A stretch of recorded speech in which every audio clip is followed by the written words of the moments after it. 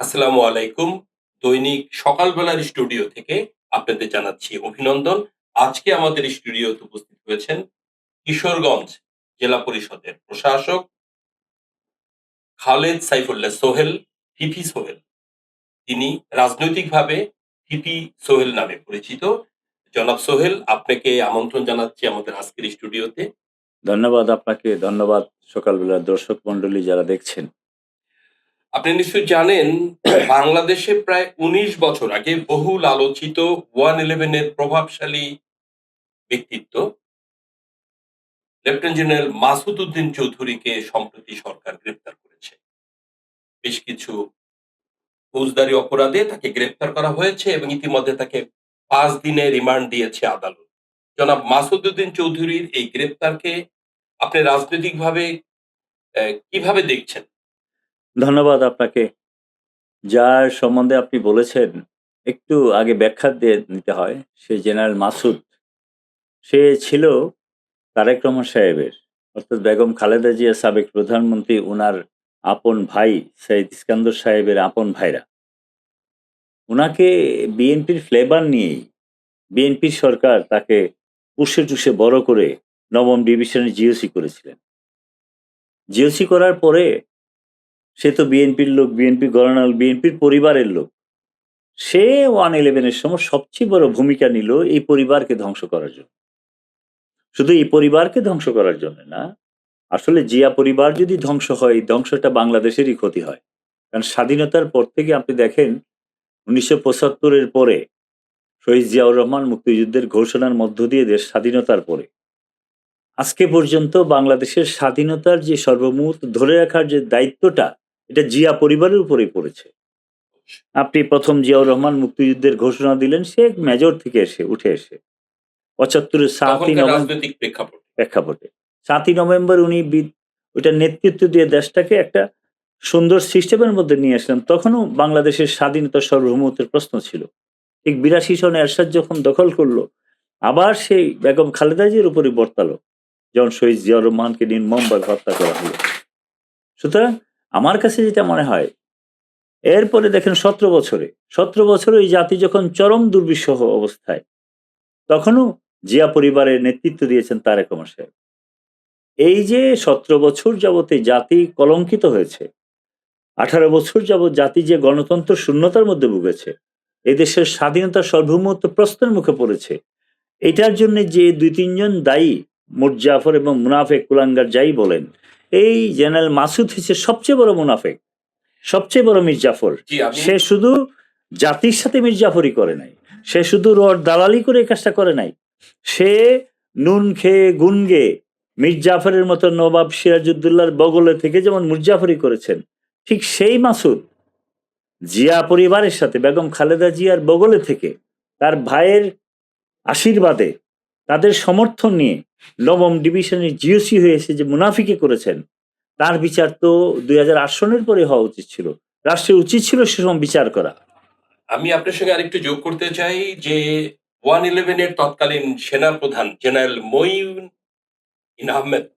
মঈনু আহমেদ সাহেব শুধুমাত্র মঈনু আহমেদ ছিলেন, কিন্তু এই কার্যক্রমের মূল কুশীলব, পরিকল্পনাকারী ছিলেন লেফটেন্যান্ট জেনারেল মাসুদ উদ্দিন চৌধুরী। ধন্যবাদ আপনাকে, আমি কথাটা শেষ করতে পারি নাই। এই যে মির্জাফরিটা করলেন, উনি জিয়া পরিবারের সাথে থেকে করেছেন, মির্জাফরি করেই শেষ করেন নাই। উনি এই অবস্থায় তারেক রহমান সাহেবের মতো একজন প্রতিভাবান মানুষকে যে অপমান করেছেন, তাকে দোতলা থেকে ফেলে দিয়েছেন, তার কোমর ভেঙে ফেলেছেন। সেই সময় তার চোখের পানি পড়েছে। তার স্ত্রী সারা পৃথিবীর মানুষের কাছে বলেছে যে আমার স্বামীর জন্য দোয়া করবেন। অসুস্থ মানুষটা কোনো কারণে যদি লন্ডন যেতে না পারতেন, তাহলে এই লোক পঙ্গুত্ব নিয়ে সারা জীবন ওনার শেষ হয়ে যেত। এই যে নাম্বার 1, আমি শেষ করে নেই। নাম্বার 2, এই যে উনি এই কাজটা করলেন জেনারেল মাসুদ, সে কি শুধু এই কাজটা করে বদ্ধতার পরিচয় দিয়েছে? শুধু তাই নয়, সে ট্রাস্ট ফোর্সের নাম করে, আপনি যেটা প্রশ্ন করলেন, মঈনু আহমেদের সমস্ত কাজ সে করেছে, মঈনু আহমেদ জড়িত সেটার সাথে। সেখানে টাস্ক ফোর্স করে বাংলাদেশের সমস্ত ব্যবসায়ীদেরকে ধরে এনে এনে তাদের কাছে টাকা আদায় করেছেন। টাকা আদায় করে সেই দুর্নীতির নামে সেই সবচেয়ে বড় মহা দুর্নীতিবাজ এই মুনাফেক এবং মির্জাফরকে গত 18 বছর যাবৎ যারা লালন করেছেন, তাদেরও এই বিচারের আওতায় আনতে হবে। শুধু তার বিচার করলে হবে না। এবং সে যে জাতীয় পার্টি থেকে নমিনেশন নিয়ে এমপি হলো, হাসিনা তাকে প্রত্যক্ষ সমর্থন দিয়েছে। তার মতো একটা মির্জাফর, কুলাঙ্গার, খুন্দাকার, মুশতাকের মতো দালালকে যারা প্রশ্রয় দেয়, তাদের বিচার এদেশে হইতেই হবে। এবং আমার কাছে মনে হয়েছে অনেক দেরিতে এটা করা হয়েছে। আমরা তার প্রকাশ্যে বিচার চাই। এবং আমি আপনার আজকে সকালবেলার স্টুডিওর মাধ্যমে বলতে চাই, এই ধরনের মির্জাফররা যারা জাতির সাথে প্রতারণা করে, স্বাধীনতার সাথে প্রতারণা করে, ব্যবসায়ীদের সাথে ভণ্ডামি করে, দুর্নীতির নামে লুটতরাজ করে, এই সমস্ত মুনাফিকদেরকে আলাদা ট্রাস্ট ফোর্স গঠন করে আইনের মধ্য দিয়ে তাকে বিচার করা উচিত বলে আমি মনে করি। ধন্যবাদ আপনাকে। একটি প্রাসঙ্গিক প্রশ্ন হচ্ছে যে শহীদ প্রেসিডেন্ট জিয়াউর রহমানই প্রথম এদেশে বহুদলীয় গণতন্ত্রকে পুনঃপ্রতিষ্ঠিত করেছেন। তারই ধারাবাহিকতায় বেগম খালেদা জিয়া বাংলাদেশে গণতান্ত্রিক চেতনার অগ্রনেত্রী হিসেবে কাজ করেছেন। 111 ঘটনায় মইনুল আহমেদ যে ধরনের অত্যাচার আজকে মাননীয় প্রধানমন্ত্রী তারেক রহমানের উপর করেছেন, সেদিন তো বিচার বিভাগও নিশ্চুপ ছিল। এই যে বিচার বিভাগের নিশ্চুপ থাকা আমাদের গণতন্ত্রের জন্য, আমাদের স্বাধীন বিচার বিভাগের জন্য কতটা যুক্তিসঙ্গত বলে আপনি মনে করেন? ধন্যবাদ আপনাকে। আপনি যখনই স্বাধীনতার সার্বভৌমতার প্রশ্নের সম্মুখীন হবে, স্বাধীনতা চলে যাওয়ার স্কোপ হবে, অন্য কোনো দেশের উপরে আপনি নির্ভর করবেন, তখন আপনি বিচার বিভাগ বলেন, আচার বিভাগ বলেন, যত বিভাগ বলেন, কোনো বিভাগে কোনো কাজ করবে না। 111 প্রথম স্টার্ট হয়েছে বাংলাদেশের স্বাধীনতা আবার কারো কাছে চলে যাওয়ার জন্য, পরাধীন হয়ে যাওয়ার জন্য। আপনি দেখেন কিভাবে পরাধীন হয়েছে। এরপরে জেনারেল মইনুল আহমেদ গিয়েছিল ইন্ডিয়াতে। ইন্ডিয়াতে যাওয়ার পরে ওনাকে একটা ঘোড়া গিফট করেছিল, আপনার মনে আছে কিনা? ওনাকে ঘোড়া গিফট করা হয়েছে। ঘোড়া গিফট করার মিনিংটার মধ্যে আরো কিছু মিন করে।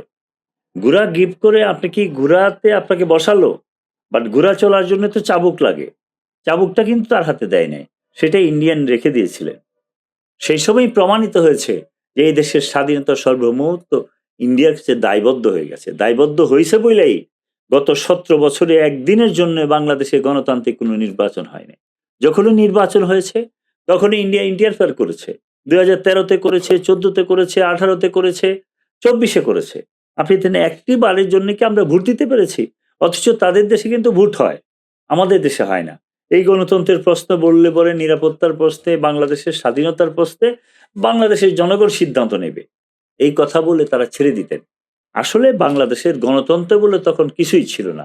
মইনুল আহমেদ এক দালাল, জেনারেল মাসুদের মতো ব্রোকারদেরকে, দালালদেরকে সাথে নিয়ে সেখানে শেখ হাসিনার মতো নব্য এক দালাল সৃষ্টি করে বসিয়ে দিলেন। এবং উনি 17 বছর যাচ্ছে তাই দেশটাকে শাসন করেছেন, মনটা যা চাইছে। কারণ ইন্ডিয়ার মতো দেশ যদি সাপোর্ট করে তখন আর কিছু লাগে না। সেই কাজটা করেছেন। তার পরিণতি কি ভোগ করেছেন হাসিনা? উনাকে দেশ ছেড়ে পালাতে হয়েছে, অপমানিত হইতে হয়েছে। তার কারণে তার বাবা শেখ মুজিবুর মতো একজন বড় মানুষ, পাহাড়সম নেতা ছিলেন, তাকে মাটির সাথে মিশিয়ে দেওয়া হয়েছে। তার মূর্তির উপরে মানুষ প্রস্রাব করেছে, যেটা কোনো সময় প্রত্যাশিত ছিল না। সুতরাং এই কারণে আমার কাছে মনে হয়েছে প্রথম জেনারেল মাসুদকে তো আরো আগে অ্যারেস্ট করা উচিত ছিল। 111 সরকার না, এই সরকারও, তত্ত্বাবধায়ক সরকার যখন আসলেন, ডক্টর ইউনূসের উচিত ছিল এই বিচারটা প্রথম স্টার্ট করা। উনি এই কাজটা করলেন না। এই জন্য ইউনূস সাহেব বদনামের ভাগিদার হবে। সাবেক লেফটেন্যান্ট জেনারেল মাসুদ উদ্দিন চৌধুরী শুধুমাত্র গণতন্ত্রের হত্যাকারী নাই, বহু বিচার বিভাগীয় ভাবে বিভিন্ন হত্যাকাণ্ডের সাথে তাকে দায়ী করা যেতে পারে। এবং আমরা বিশ্বাস করি যে বাংলাদেশে এ ধরনের হত্যাকারীর আর স্থান হবে না, আর জন্ম হবে না। এই বিষয়টি নিয়ে যদি আপনি কিছু বলেন। এই বিচার যদি এত দেরি হয়েছে বলে দেশে আরো কিছু প্রকট সমস্যার সৃষ্টি হয়েছে। কেউ কেউ মাথাচাড়া দিয়ে উঠেছিল। আপনি দেখেন এই গভর্নমেন্টের সময়ও সেনাবাহিনীর প্রধান জেনারেল ওয়াকার সাহেব যদি সঠিক ট্র্যাকে না থাকতেন, উনি যদি সঠিক মানুষ না থাকতেন, সঠিক বিচারক না থাকতেন, উনি যেভাবে বিষয়টাকে গত 17 মাস যাবৎ হ্যান্ডেল করেছেন, আমি তাকে খুব অন্তর থেকে ধন্যবাদ দিই। তার বিরুদ্ধেও কি কনস্পিরেসি কম হয়েছে? তার বিরুদ্ধে তো সেনাবাহিনীতে অনেক প্রবলেম হয়েছে। এগুলি জেনারেল মাসুদ, মঈনুদ্দিনদের বিচার হয় নাই বলে এগুলি হয়েছে। এবার এমন বিচার করতে হবে জেনারেল মাসুদের, জীবনে যেন এই ধরনের কোনো মুনাফেক জাতির সাথে স্বাধীনতার সার্বভৌমত্বের প্রশ্নে কোনো ধরনের মুনাফিকি করতে না পারে। সেটাই জাতি প্রত্যাশা করে। ধন্যবাদ আপনাকে। আপনাকে অনেক ধন্যবাদ আজকে আমাদের স্টুডিওতে আসার জন্য, এবং আমরা চাই যে lieutenant general Moinu Ahmed, lieutenant general Moinu Ahmed, Masududdin চৌধুরীরা যেন বিচার থেকে ছাড় না পায়।